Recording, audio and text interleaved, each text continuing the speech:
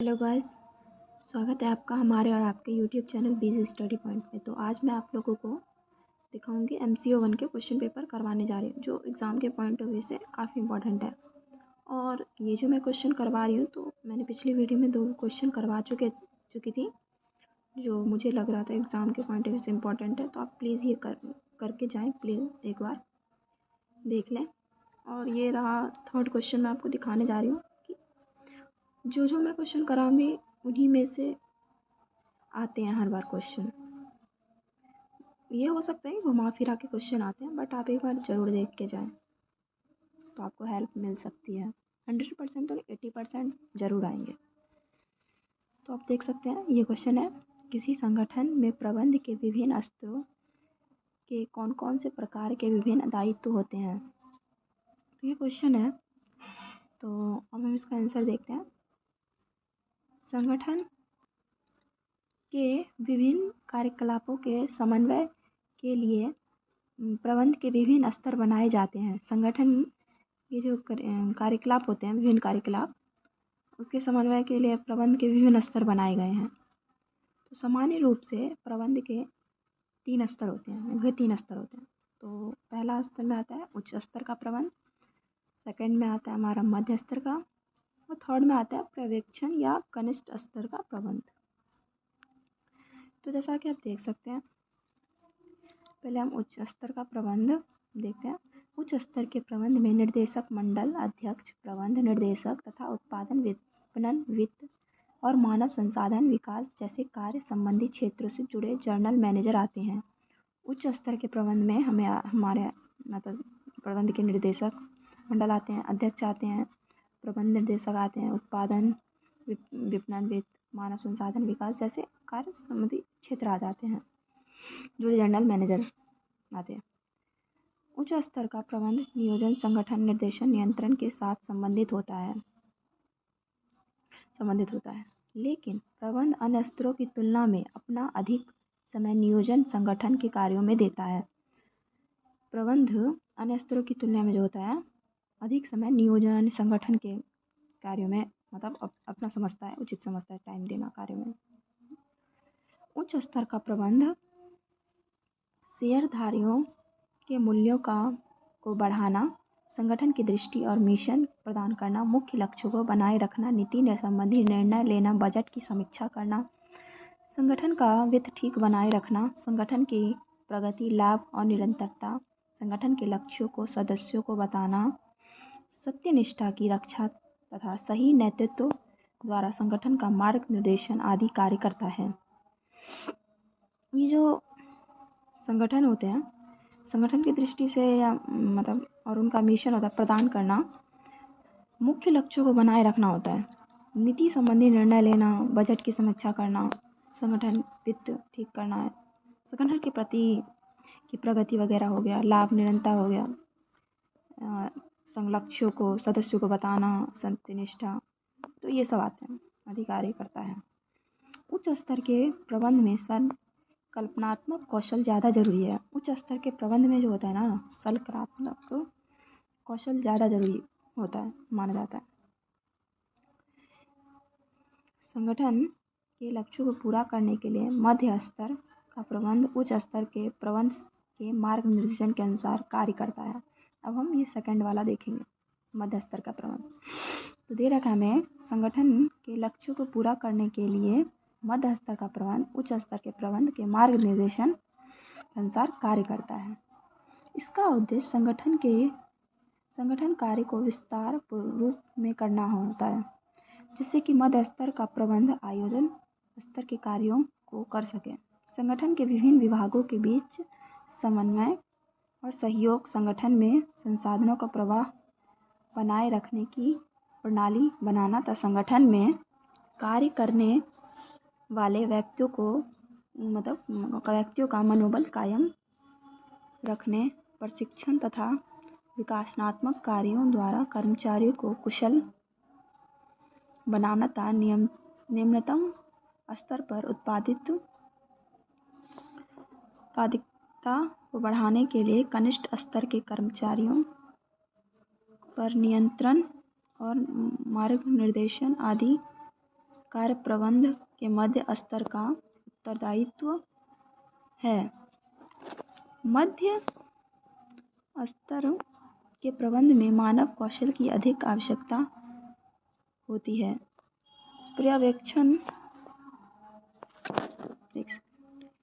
पर्यवेक्षण या कनिष्ठ स्तर के प्रबंध में तकनीकी कौशलों की अधिक आवश्यकता होती है। आधुनिक युग में अर्थव्यवस्था में सेवा क्षेत्र की भूमिका बढ़ने से मध्य स्तर पर भी मानव कौशलों का महत्व बढ़ रहा है। कनिष्ठ का प्रबंध प्रचालन स्तर पर कार्यरत व्यक्तियों के साथ प्रत्यक्ष संबंध रखता है। तो ये क्वेश्चन भी आपके एग्ज़ाम के पॉइंट ऑफ व्यू से काफ़ी इंपॉर्टेंट था। अब मैं आपको नेक्स्ट क्वेश्चन करवा रही हूँ, तो ये क्वेश्चन भी आप ज़रूर देख के जाएँ। ये हमारा फर्स्ट चैप्टर का MCO 1 का फर्स्ट चैप्टर का लास्ट क्वेश्चन है, जो एग्ज़ाम के पॉइंट ऑफ व्यू से काफ़ी इंपॉर्टेंट है। तो मैंने आपके फर्स्ट चैप्टर से सिर्फ ये लगा के 4 क्वेश्चन करवाए हैं, जो मेरे अकॉर्डिंग काफ़ी इंपॉर्टेंट है। अगर आप ये क्वेश्चन करके जाएंगे तो कोई ना कोई आपको आएंगे ही आएंगे, आते ही हैं। हर बार आप चेक कर सकते हैं प्रीवियस ईयर का, तो आते ही इन्हीं में से क्वेश्चन आते हैं। घुमा फिरा के क्वेश्चन पूछे जाते हैं एग्ज़ाम में, तो आप ज़रूर एक बार देख के जाएँ क्वेश्चन। तो हमारा लास्ट क्वेश्चन ये रहा, प्रबंधकों के विभिन्न कार्यों और भूमिकाओं की व्याख्या कीजिए। संगठन की कार्यकुशलता को बढ़ाने में इनका क्या उपयोग है? तो आंसर हम देख सकते हैं, प्रबंधकों के प्रमुख कार्य निम्नलिखित हैं। पहला, नियोजन। नियोजन जो होता है ना, कार्य साध्य को परिभाषित करते हैं। नियोजन में कार्य साध्य को परिभाषित करते हैं और इनकी प्राप्ति हेतु समुचित साधनों को निर्धारित करते हैं। नियोजन प्रक्रिया से प्रबंधक भविष्य के संबंध में पूर्वानुमान लगा लेता है। वो जो नियोजन प्रक्रिया से ना प्रबंधक जो होते हैं ना, भविष्य का पूर्वानुमान लगा लेते हैं और उसके संबंध में वैकल्पिक उपायों को पता लगा लेता है, और उनके संबंध जो होते हैं वैकल्पिक उपायों का पता भी लगा लेते हैं। तो इसे हम नियोजन कहते हैं। नेक्स्ट देखते हैं संगठन। संगठन में जॉबों का ढांचा और उसका आवंटन निर्धारित करने की प्रक्रिया है। संगठन कार्यों के अंतर्गत नियोजन की आवश्यक क्रियाओं को कार्यों और प्राधिकार में रूपांतरित करने वाले प्रबंधकीय कार्य आते हैं। संगठन कार्यों में निम्नलिखित 4 कार्य आते हैं। संगठन जो है उसमें 4 कार्य आते हैं। पहला, संगठन के प्रत्येक जॉब के स्वरूप और विषय वस्तु का निर्धारण।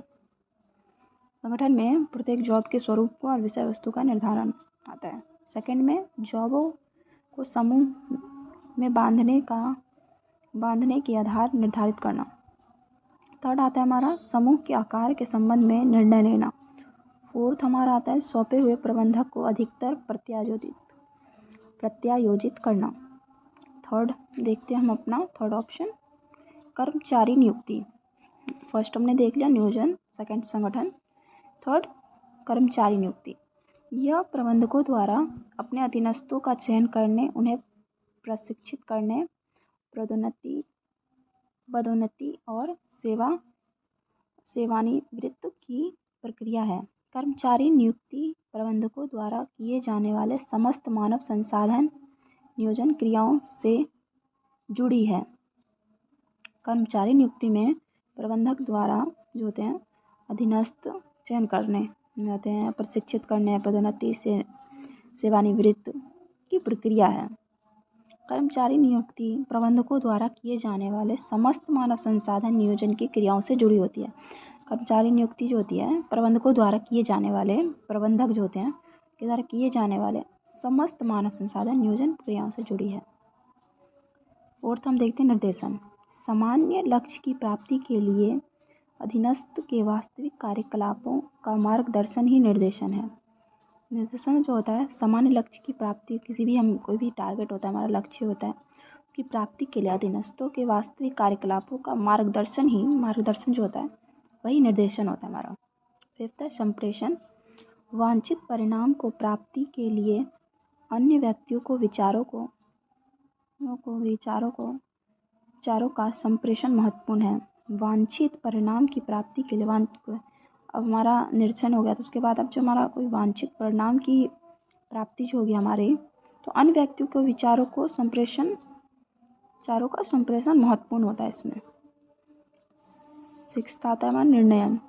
वांछित परिणाम की प्राप्ति के लिए विकल्पों से कार्यविधि का वांछित परिणाम की प्राप्ति के लिए विकल्पों के से कार्यविधि का सुविचारित चयन निर्णयन में आता है। 7 नियंत्रण।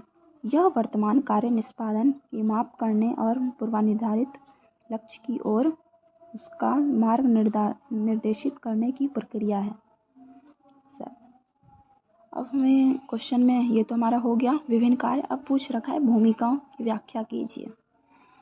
तो हम जैसे कि देख सकते हैं प्रबंधकों की भूमिका ये पूछ रखा है, और ये क्वेश्चन मैंने आपको करा भी रखा है, जैसा कि मैं दिखा सकती हूँ।